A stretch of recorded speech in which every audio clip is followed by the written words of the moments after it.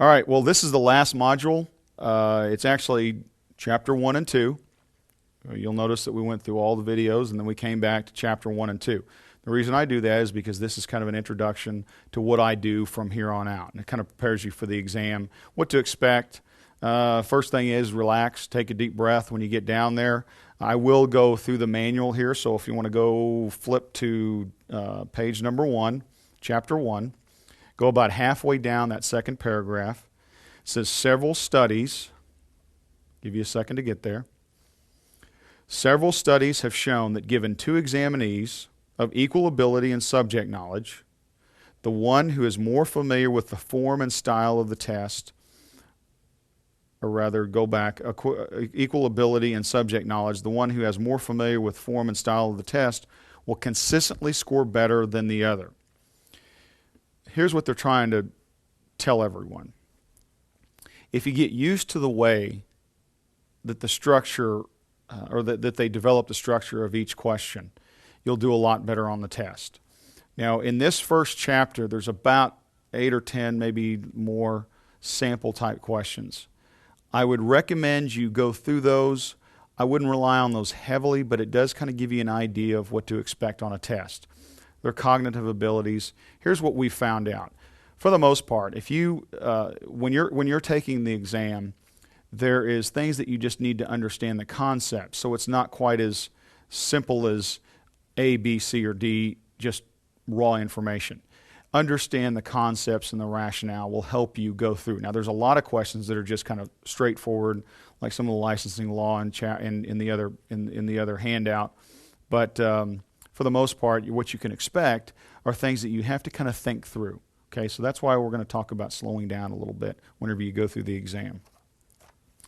Next page, I'm going to paraphrase page number 2. Essentially, there's 2 parts.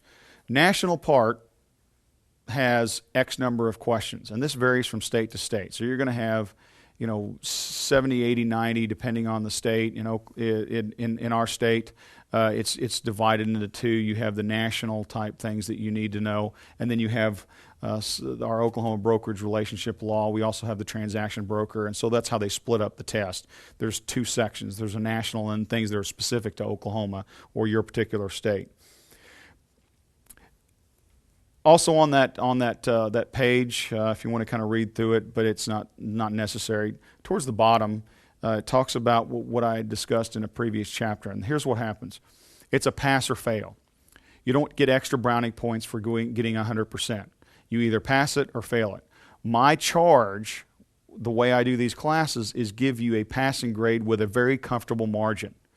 There will be questions on that test, and everybody will confirm this, that you will have never seen before in your life. Okay, that's a certain percent. So what I'm shooting for is you get you 97, 98% of everything that you'll ever see, and there's always going to be a percent or 2 of things that you're just completely from left field.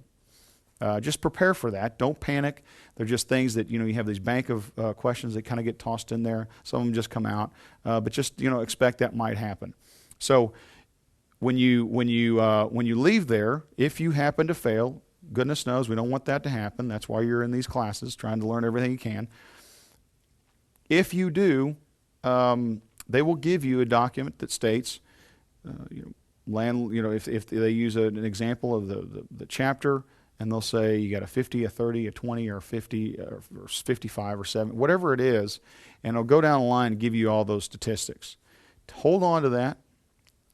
Email me, call me. I'll be happy to sit down with you and review that.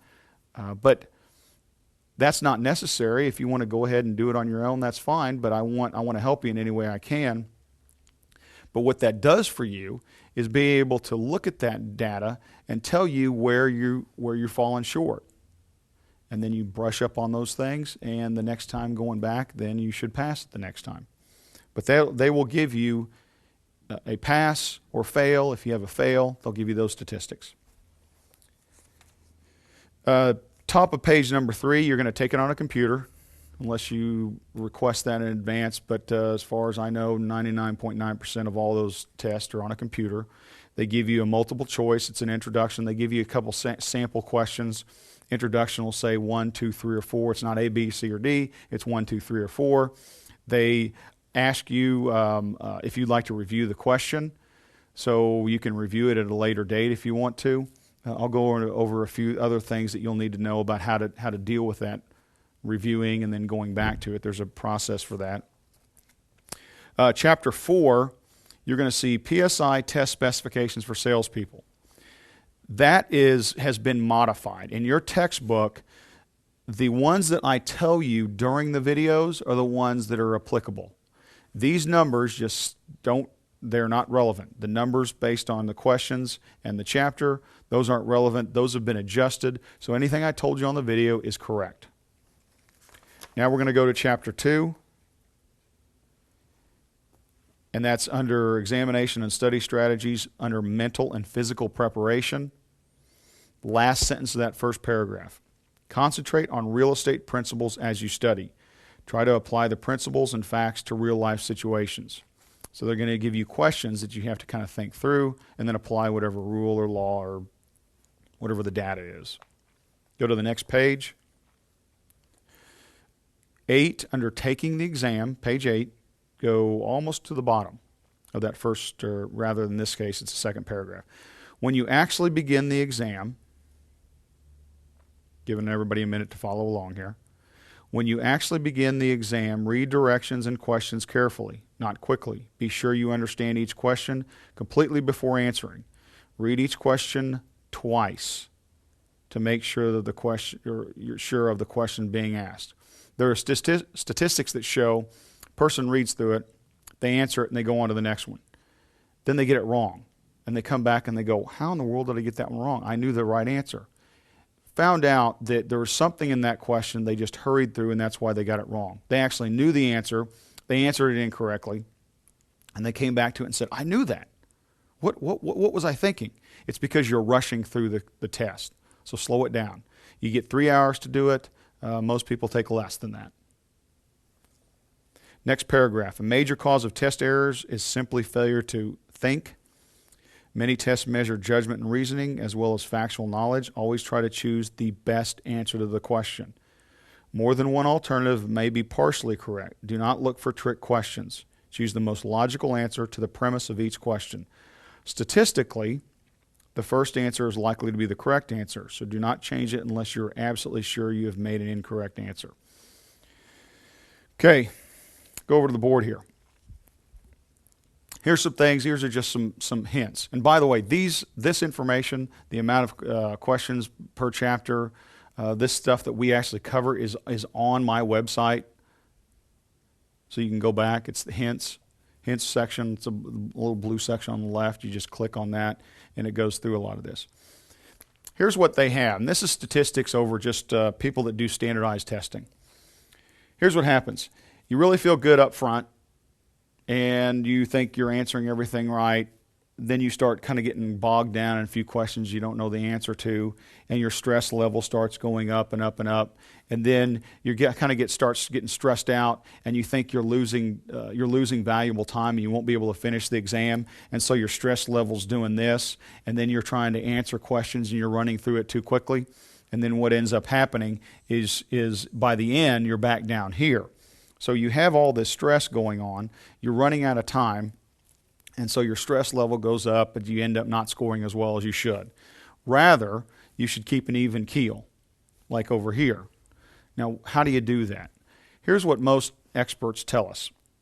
When you go through, read it twice. That helps because it makes you understand it. But then when you have that option to review it later. So take anything you have that you just don't have any idea. Either you're going to know it or you're not. Okay, and you're going to know that pretty quickly. If you know it, leave it alone. If you're really unsure about it, then review it. 2 reasons. Sometimes the information that you need to answer that particular question is maybe a sentence or 2 later, maybe a question or 2 later. Then you can come back and answer it correctly. The ones that they have that I call really wordy, 4, 5, 6, 8 sentences long, automatically review those later. Now, these are simple suggestions. You don't have to do it my way. It's just when I've investigated some of these adult learning type standardized tests. These are things that you can do. If it gets really complicated and you really need to kind of go through it in a slower pattern, then review them automatically and then come back to those. So when you come back at the end of the exam, it'll say, okay, let's review all the questions you put on the review list. You review the ones that are the simple answer. The next, you come to the ones that you can stop. You might have another hour and a half left, an hour, and you can read through those and concentrate. It actually helps you answer those questions in more of an even keel, less nervous manner. All right, so these, like I said, these are just helpful hints. Go skip through all those sample questions. I really do believe that if you take the sample questions in the back of each chapter and review those, you're going to know what's going on with these different sample questions, because you'll figure out that some of them are cognitive. You'll figure out that some of them are just data. I do want to point out, though, when you're answering these questions, there's one particular type of question that I call a negative question. The negative question is one that says all the following except, or all of these are part of the answer except, or not. When you see those, it's actually better to go through the answers. So if it says, there's X number of real estate commissioners, or that's probably not a very good example, but if they give you an example that says something that's other than, or except, or not, it's better to read that question in the positive and read through those answers and say what is included. And then if you see what's included, and then you get down to one that just seems out of place. It's like, which one doesn't belong? So if you know all of these are characteristics of it, then you get to this one that's just seems kind of like the oddball, and you think, wait a minute, that doesn't make sense. That's the answer. So it's all the following except. You go through the positive and you read through those answers, and you get through the positive, and then that one that stands out as the not or the except, it's easier to answer that way. Okay, so look at those in the positive, reverse it, and then go through those answers. On page 18, there's a scheduled hours for study. Here's what I recommend. As you review these videos, I think I highly recommend that you get in a place where you can be away from all distractions. You can review them and go through each one of them. Just because we go through these videos in a certain amount of time doesn't necessarily mean that's all your study time. There's a process for doing this, and in that introduction that I did in the introduction video, you'll know that it's best to say, okay, I'm going to study this time. I'm going to go through the matching quiz. I'll do the questions answers. And most research shows that the adult brain cannot try to cram like maybe we used to in high school or college. It's better to have little pieces of time over a longer period of time. So just because you can go through these videos in X number of hours doesn't mean you're ready to take the exam, unless you're, one of these unique individuals that's a genius. And if you are, great. But if you're like many of us, you need to stop and kind of absorb the material. So I would think that if you review the videos and you take time to study and you do it over a long period of time, and that period is completely based on your ability to retain the information, then you have a set standard time that you're going to study. What the text gives you is just kind of this scheduled hours. You can mark it down. If that helps you, that's fine. That's more power to you if you can do it that way. But just organize your time. Have a regularly scheduled time over X number of weeks to study the material. So, with that concludes chapter 1 and 2. That's the review. I hope that this information has been informative. I encourage you to call me, email me, anytime. I'll be glad to help you through the information. I would like to congratulate you all on entering a exciting, wonderful business, and good luck. Thank you for taking my video series.